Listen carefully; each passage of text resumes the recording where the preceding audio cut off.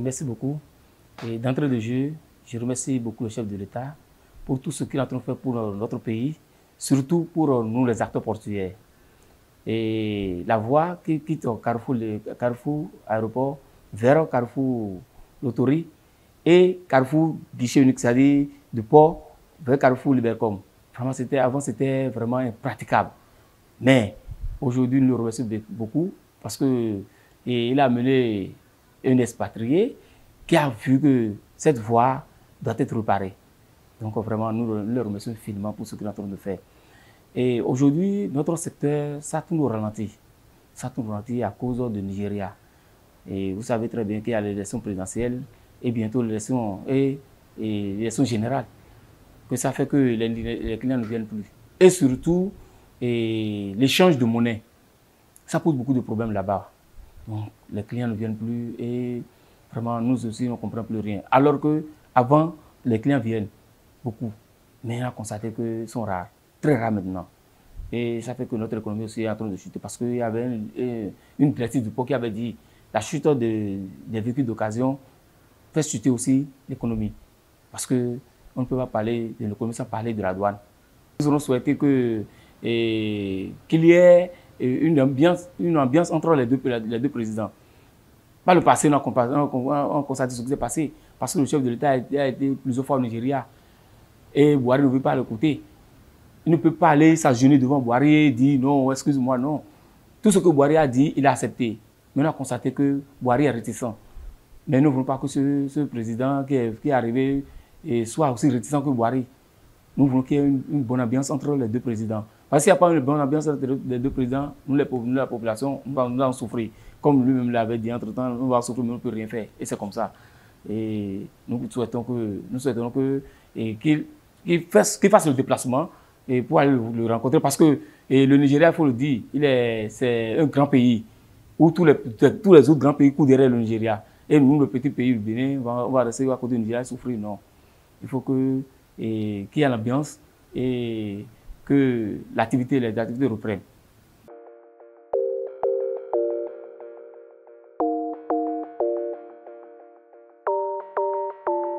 Pour rentrer au port, tout le monde sait ce qui se passe aujourd'hui. Et l'accès au port aujourd'hui, c'est comme ce que les gens parlaient entre-temps, disent que le maïs est devenu une nivaquine. Aujourd'hui, c'est plus que une nivaquine. Parce que, regardez, on dit que l'accès au port, par jour, on dit qu'on va payer 2360 francs avant de rentrer au port. C'est 24 heures. Mais quand on dit 24 heures, je ne comprends pas. 24 heures, c'est de 17h à 17h. De 17h aujourd'hui à 17h demain. Si je comprends très bien. Mais chez nous, c'est plus ça. C'est moins 1 heure. Vous payez les 2360 aujourd'hui. Demain, je dis à 16h, vous payez ça à 17h. Déjà à 16h, on dit que c'est déjà expiré. Les gens comprennent, nous ne comprenons pas. Qu'est-ce qui se passe? Mais ici, quand on dit 24 heures, ça fait 12 heures. Si j'ai une bonne mémoire. Mais on dit 24 heures. On dit 24 heures au Bénin, on dit que non, que ça fait moins 1 heure. On a déjà posé la question de savoir quel est le problème. Pourquoi? Ils ont dit qu'ils sont en train d'utiliser l'heure de Togo. On a dit, mais je ne peux pas être au Bénin et utiliser l'heure de Togo. Ça ne peut pas se faire. Et voilà ce qui se passe. Et pire, avant, nous payons 1125 francs pour rentrer au port. Et dans les 1125 francs, il y a le transport dedans. Parce qu'il y a 2 bus à l'intérieur du port. Il y a le transport dedans. Aujourd'hui, ils ont enlevé les 2 bus. Malgré que nous payons 2360 francs, ils ont enlevé les 2 bus dedans. Donc il n'y a plus de bus à l'intérieur. Vous allez marcher fatigué. Voilà que de l'entrée 2 par exemple, au PTU, c'est plus d'1 kilomètre. Il faut marcher aller-retour. Je ne suis pas venu pour faire du sport. C'est ce que j'ai dit chaque fois. Nous ne sommes pas venus pour faire du sport. Nous sommes venus pour travailler. L'entrée 1 est fermée. Ça, personne ne peut passer par l'entrée 1 pour rentrer. Alors que tous les services sont à l'entrée 1 ici. Tous les services, et la douane, et port, tout le monde est à l'entrée 1 ici. Donc il faut aller à l'entrée 2, passer par l'entrée 2 pour aller à l'entrée 1. Pour aller travailler. Mais on dit, mais quel est le problème? Ils ont dit que nous sommes en train de faire un travail. Quel travail vous êtes en train de faire? Et ça dure comme ça. Mais celui qui est venu pour travailler, nous ne sommes pas venus pour faire le chemin de la croix. je ne sais pas si vous connaissez bien l'entrée 2. Vous ne rentrez pas l'entrée 2 pour venir à l'entrée 1 encore. Là, vous sortez. Et si vous avez encore quelque chose à faire, vous retournez encore à l'entrée 2 et faire le travail. Mais personne, vous avez marché fatigué, personne ne veut même pas vous aider à... Si ils ont des véhicules, si vous avez des véhicules, vous aider à aller à tel endroit, personne ne veut vous aider. Dans l'intérieur, il y a des véhicules de liaison. Les véhicules de liaison, même si vous voyez ces véhicules de liaison, ils refusent catégoriquement de vous embarquer pour vous aider à aller là où vous voulez aller. Donc c'est un problème. Nous allons demander, est-ce que le chef d'État est au courant de tout ça là? Nous ne sommes pas sûrs. Parce qu'il y a beaucoup de choses qu'on attribue au chef de l'État, alors qu'il n'est pas au courant. Parce que, entre-temps, on a voulu parler, les gens m'ont dit, oui, si tu parles, tu connais Criette, tu connais Criette, non, j'ai dit, mais Criette est là pour tout le monde. Ce n'est pas aujourd'hui que vous avez parlé de Criette. S'il y a la vérité, il faut dire la vérité. Donc ça fait qu'aujourd'hui, là aussi, vraiment pour aller travailler, on a de peine à rentrer au port. Par exemple, je donne encore un autre exemple. L'exemple de travail, le dépôt, par exemple. Le dépôt, il y avait une entrée au bord de la voie qui rentre directement au dépôt. Mais ils ont fermé. OK. Maintenant, ils ont déplacé même le dépôt de là. Ils ont amené ça derrière le parc tampon unique, PTU, à côté du PTU. Mais là, pour aller là-bas, il faut marcher des kilomètres pour aller là-bas. Alors que nous voulons aller verser de l'argent dans la caisse de l'État. Mais nous sommes demandés, mais comment nous allons faire maintenant pour que, au moins, qu'ils rapprochent le dépôt vers la sortie, vers l'entrée de... C'est ça qu'ils sont en train de chercher avec les autorités de la douane. Mais il n'y a plus de place. Voilà une structure de l'État qu'on veut déplacer et qu'ils n'ont même pas cherché là où ils vont rester d'abord. Nous, les adultes, n'ont qu'à dégager. Mais qui a dit ça? Je dis que c'est le directeur du port. Le directeur du port, c'est un blanc. Est-ce que dans son pays là-bas, c'est comme ça qu'il prend des décisions? Il prend des décisions sans consulter les acteurs portuaires, sans consulter même l'administration de la douane. On vient, on dit allez dégager. Comme s'ils sont dans une maison à location. Alors que là, c'est un département de la douane aussi. Et ils sont obligés de rester quelque part. Ou parce que les ventes de enchères publiques, il faut que les gens rentrent à l'intérieur du port pour pouvoir acheter les produits. Mais nous avons constaté que les gens ont envie de venir, mais n'ont pas la carte d'accès pour rentrer. Ils n'ont pas le badge pour rentrer. Comment est-ce qu'ils vont rentrer pour aller acheter les produits? Donc c'est les mêmes personnes qui rentrent, qui viennent encore acheter les produits. Et quand ils vont sortir, ils vont vendre ça cher. Parce que les vrais acteurs qui vont acheter les produits ne peuvent pas rentrer. Normalement, dans ce cas, nous avons demandé à la douane de faire tout possible pour que ceux-là qui viennent acheter n'ont qu'à rentrer. Donc, nous sommes en train de faire les propositions pour le moment, mais nous avons même proposé, si le dépôt peut se déplacer pour venir à la recette, et rester à la recette, et faire les opérations, là, ça serait bon. Mais c'est peine perdue, parce qu'on a tout fait, mais la recette aussi veut quitter là. Ils veulent casser la recette aussi. Ils aussi sont en train de dire que où est-ce qu'ils vont aller rester.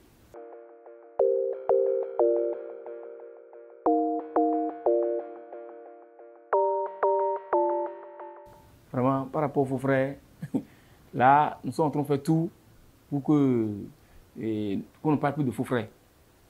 Parce qu'on a commencé avec l'essor gendarmerie, où on a signé les importateurs, les gestes à la gendarmerie. Mais nous avons constaté que c'est à notre sein qu'on crée les faux frères. Parce que quelqu'un va se lever pour aller voir un importateur et un gestion pas pour dire il faut créer tel montant pour que nous aussi on va prendre notre part. Mais nous, au sein de notre association, on a vu que bon, comme ça, on va les contourner. En faisant quoi? On a pris 5 packs. Mais nous sommes allés négocier avec les packs pour dire ok, il y a des faux frais sur les packs. Maintenant, vous allez supprimer les faux frais pour qu'on puisse voir si c'est à cause des faux frais que les clients se font rares aujourd'hui. Donc, ils ont accepté. Il y a un parc qui a accepté. Le parc GTS a accepté et nous a accompagnés. Et on a commencé avec eux. Mais les collègues ne sont pas d'accord. Il y a nos collègues qui se disent syndicalistes qui ne sont pas d'accord. Parce qu'on a dit, l'agent de cas d'importateur, par exemple, ou ouais, quelqu'un qui a acheté son véhicule, j'achète le véhicule, on doit me donner les 2 connaissements originaux, sinon 3 connaissements originaux. La carte grise, la carte d'importateur. Mais on dit aujourd'hui qu'on va vendre la carte d'importateur de 5 000 francs à 60 000 francs. On a dit, mais quel est ce problème? On a écrit au ministre de Louise, Maître Bédo, qui était ministre du Commerce. On a écrit, il nous a rencontrés. On a rencontré même le directeur du commerce extérieur. Par rapport à ça, celui qui signe la carte d'importateur. On l'a posé le problème. Lui nous a dit non, qu'on ne doit pas nous vendre la carte d'importateur. La carte ne doit pas être vendue. On a dit, mais c'est comme ça, c'est ce que nous rencontrons sur le terrain.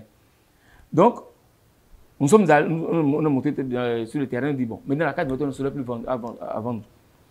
Parce que celui qui a payé le véhicule a droit à la carte d'importateur pour continuer le travail. Donc, on a commencé le débat. Le parc GTS a accepté. Nous accompagner.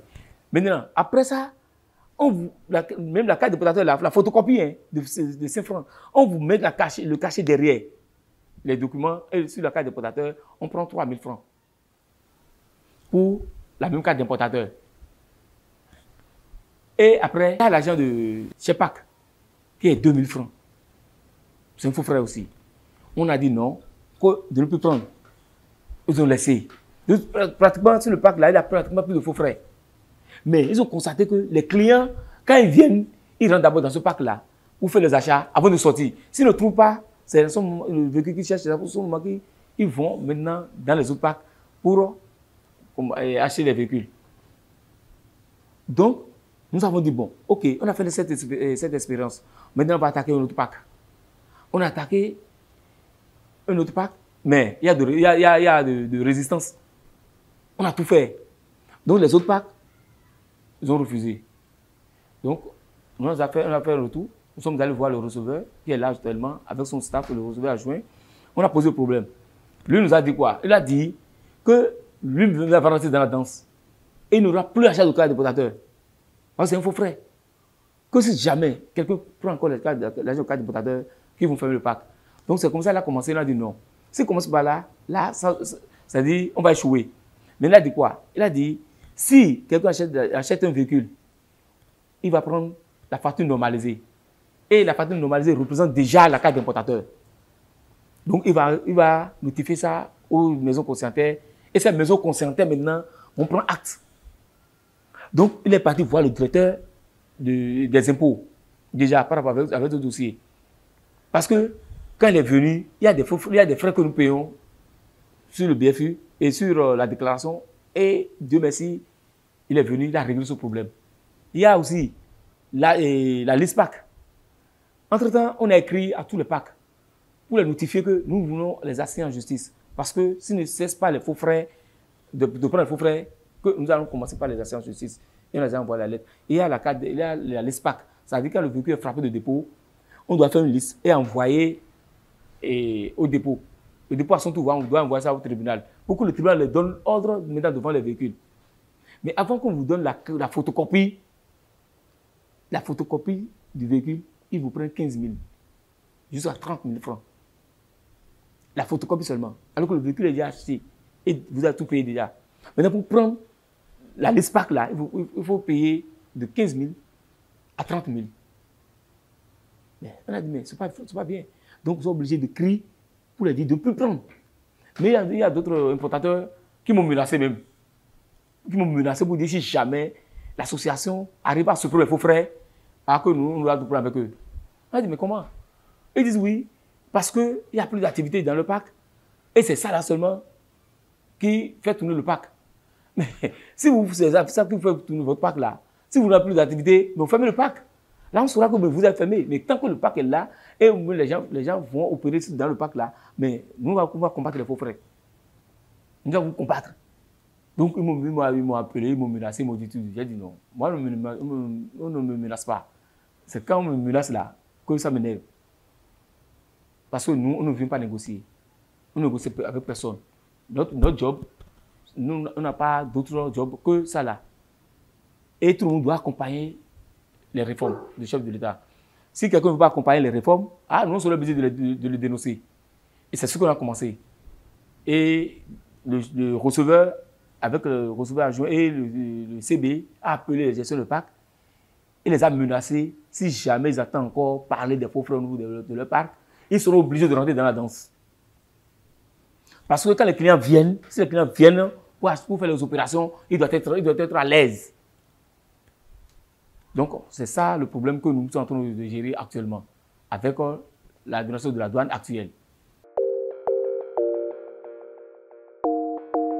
Aujourd'hui, c'est vrai, avant, c'était électrique. Mais aujourd'hui, on a constaté que oui, ils sont là, bon, ils nous écoutent. Quand on va chez eux, ils nous écoutent. Parce qu'entre-temps, ils voulaient augmenter même l'argent les frais de certains produits.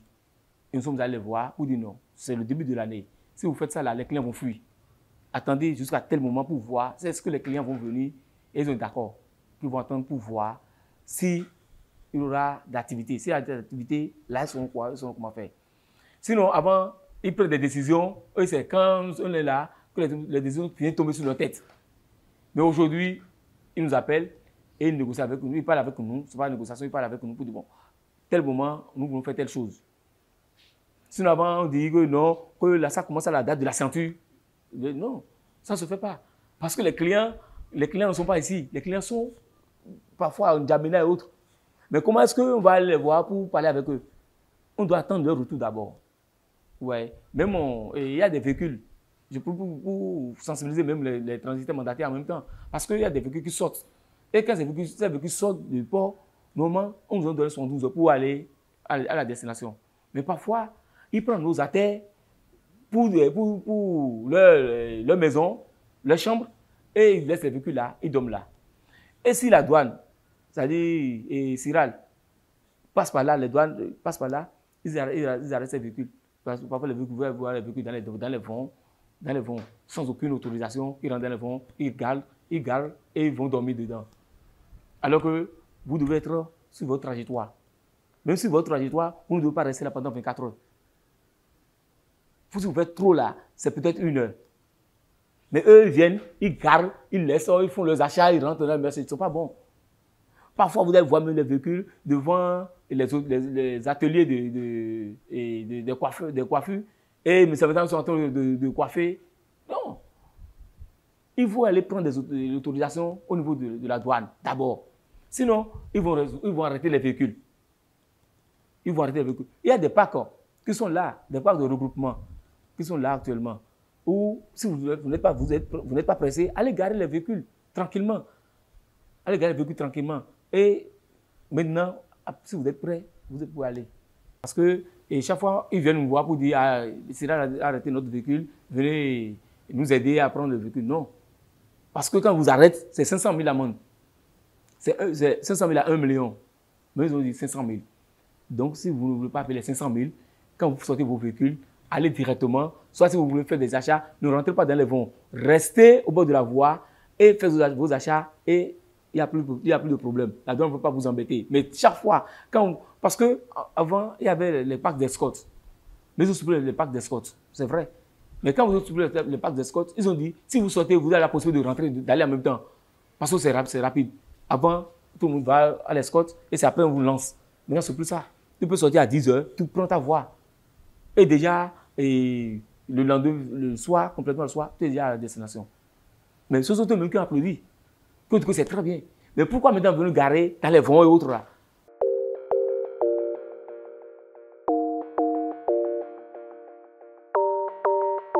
Aujourd'hui, il n'y a plus rien. Aujourd'hui, notre secteur est un secteur qui est en agonie. Et nous sommes en train de prier le chef de l'État parce qu'on a constaté que plus il n'y a plus d'activité, plus les gens fuient notre secteur. Avant, quand quelqu'un a son bac et il voit qu'il n'a pas les moyens pour continuer l'école, pour continuer l'université, c'est directement dans notre secteur, ils viennent. Et vous allez voir que, bon, que chaque année, les gens viennent, Mais aujourd'hui, chaque année, les gens quittent le secteur. Pourquoi? Parce qu'on crée trop de tracasseries. Il y a trop de tracasseries. Les réformes, oui. Mais on ne peut pas faire des réformes sans les hommes. Nous avons constaté aujourd'hui que les réformes qu'ils sont en train de faire aujourd'hui, ça ne profite pas à la masse. Ça ne profite pas à la masse. Par exemple, le nouveau système. Le nouveau système, ça fait que si vous n'avez pas fait l'échange des documents, vous ne pouvez pas savoir si le véhicule a un problème. Ça dit l'impact, constat de réception, tout ça là. Alors, il faut aller faire l'échange d'abord. Pour aller faire l'échange, s'il n'y a pas de connexion, on ne peut pas faire l'échange, on ne peut pas vite faire l'échange. Parce qu'il y a ce qu'on appelle la connexion Internet. qui est là. La connexion Internet, au Bénin, tout le monde sait ce que ça se passe. Comment ça se passe? S'il y a la pluie, par exemple, s'il y a une grande pluie, c'est fini, il n'y a pas de connexion. On peut rester là pendant 24 heures, sans travailler, sans rien faire. Tout ça, c'est les réformes. Pour faire des réformes, il faut associer les gens. On ne peut pas associer, on ne peut pas faire une réforme sans associer les acteurs. Mais j'ai dit à quelqu'un, tu veux faire la loi, tu veux mettre l'ordre dans ta maison. Mais si tu veux mettre l'ordre dans ta maison, il faut associer les enfants de la maison. Mais quand on n'associe pas les enfants de la maison, on crée tout. Les terroristes, tout le monde. Mais c'est ça qui se passe aujourd'hui. On veut faire les réformes, mais on ne nous associe pas. Même la douane, on n'associe même pas la douane, parfois.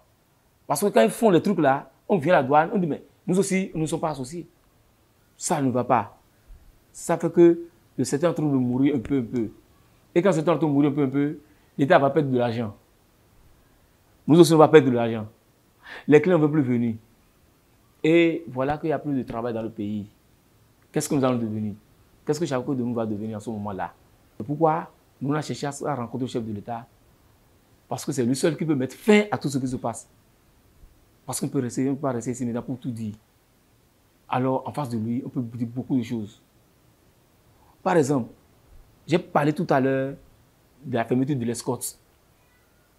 C'est parce que quand il pleut, la voie qui quitte les parcs vers l'escorte est impraticable.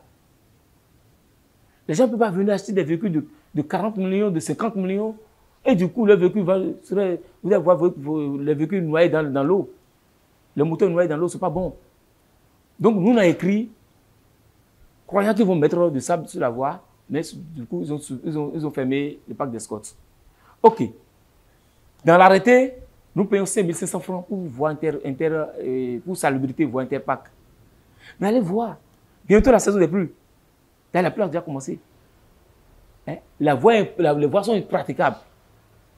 Et toujours, nous payons cet argent dans la caisse de l'État. Et les voies sont impraticables. On ne peut même pas, s'il pleut, vous ne pouvez même pas aller au niveau des parcs. Et les clients même, parfois, ils disent, mais que s'ils viennent dire, ah, il y a trop de l'eau ici, qu'ils ne peuvent plus rentrer dans les parcs. Nous avons suggéré quelque chose. Nous avons demandé à tous les gestionnaires de parcs, si un parc peut donner un camion de sable pour remblayer les voies en attendant que l'État nous accompagne, que ça serait mieux. Le seul parc qui a accepté à nous accompagner, c'est le parc GTS, qui a accepté à nous accompagner par rapport à ça, pour mettre de sable. Ils ont même dit que même ces 10 camions là, 10 camions, ils vont prendre. Mais il faut que les autres acceptent aussi. Il faut que les autres acceptent. On sait que le chef, nous savons très bien que l'État a des moyens, mais actuellement, l'État ne voulait pas remblayer la voie. Parfois, ils ont dit non, qu'il veut mettre les pavés. C'est qu'ils vont faire la voie une fois de bon. Mais depuis 2011, que nous sommes en train de payer 5 500 francs, jusqu'à là, nous sommes en train de parler, les voies sont comme ça.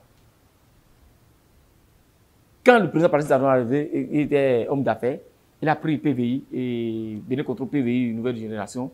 Mais il a commencé. Mais quand il y a brûlé entre lui et le chef de l'État d'alors, il a laissé. Parce qu'ils ont commencé par creuser déjà les trucs là, les fosses. Mais il a laissé. Pourquoi? Quand il a laissé, Agua a pris, entre-temps. Et lui, il a fait peut-être 1 kilomètre de voie, de pavé, et lui aussi l'a laissé. Et maintenant, jusqu'aujourd'hui, c'est comme ça. Et c'est pourquoi nous sommes en train d'écrire. Chaque fois, on écrit pour rencontrer le chef de l'État et lui parler de tout ça. Parce que si on écrit au ministre, les ministres, chaque fois, nous disent, non, après on va voir, après on va voir, après on va voir. On a écrit même au ministre Roch Kakoumé.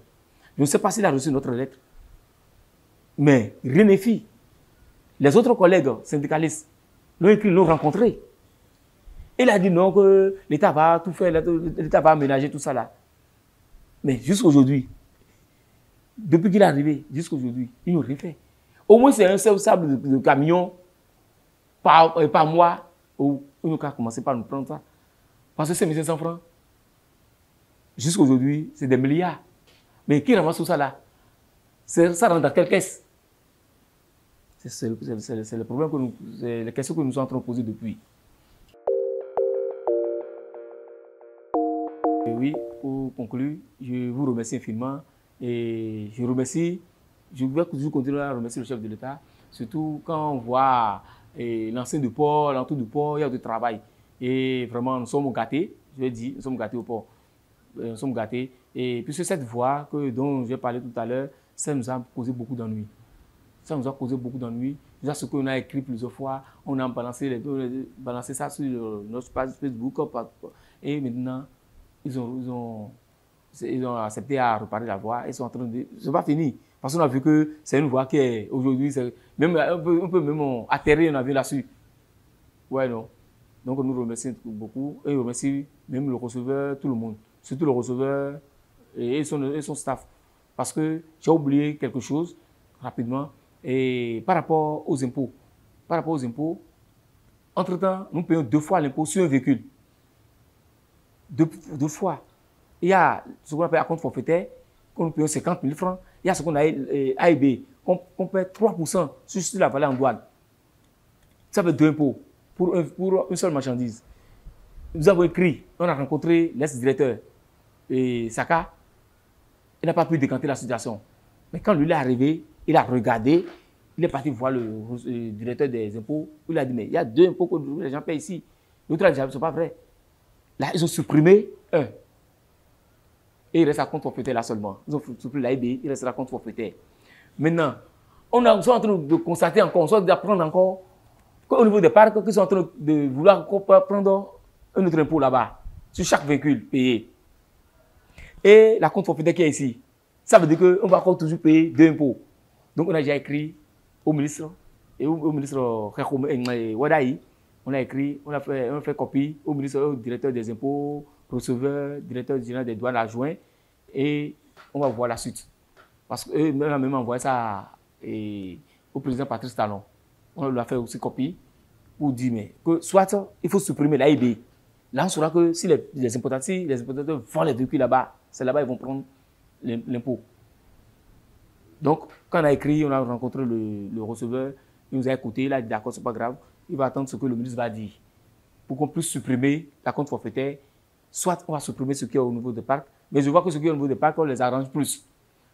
Parce que ça dépend, c'est-à-dire ça en fonction du véhicule vendu qu'il faut prélever l'impôt. Donc voilà, et je les remercie infiniment et je remercie aussi les journalistes qui nous accompagnent chaque fois. Et je demande aux acteurs portuaires d'avoir confiance en notre structure syndicale et parce qu'on ne veut pas les décevoir. Parce que beaucoup sont réticents aujourd'hui. Et je leur demande de ne pas être réticents, de nous accompagner aussi, à les accompagner.